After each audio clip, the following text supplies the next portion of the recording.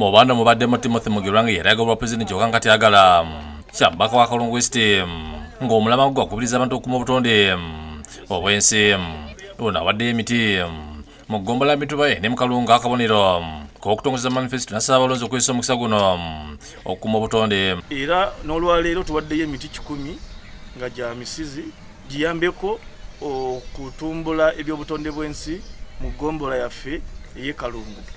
Era tweyama nti nno tetugenda kukoma wano.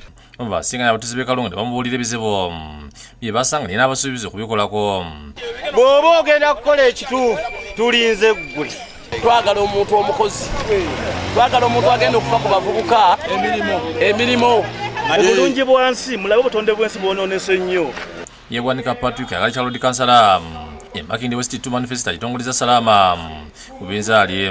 Enteekateeka ya leero tubadde tuli mu kufuna ba coordinator oba ba agent officially betugenda tutambula nabo ate era tubadde tulaunching manifesto nti ffe twagala okuteekawo ekintu omukululo oba enteekateeka kansala tolina kujja buzinga bwe kibadde olina okulaga byogenda okukola. Essente bwe ziba nga ziweereddwa kulabirira bavubuka oba kubateekamu magezi ga kwekolera mikono njagala okukigoberera okukirondoola mu mazima n'obwenkanya nti zituuke ku wansi ku source gye zirina okugenda. Yesebaduka Abe ayagala kyakansala ensi y'okuta nekingira nga Isira litadde okuyamba abavubuka. Nakyengera baagala nkulakulana abaana b'okukyengera baagala mirimu so okuyita mu Kyengera community radio tugenda tema empenda tulabe nga tuwa abaana bonna platform.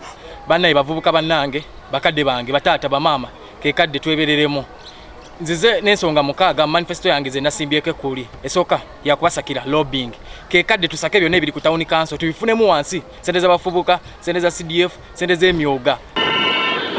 N'ebbugumu ly'amaanyi ku banakiikirira abakyala ku kifo kya kansala e Kawempe omu ku balondo Nakatonda Yiga nga yeesimbyewo akiikirira abakyala e Kawempe ku division atongoza kampeyini ze.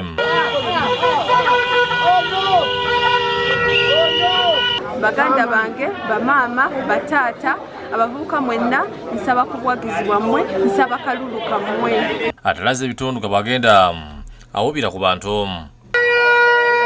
David Sikayombya ne Membe Brian bakusakidde guli eno Raukade TV.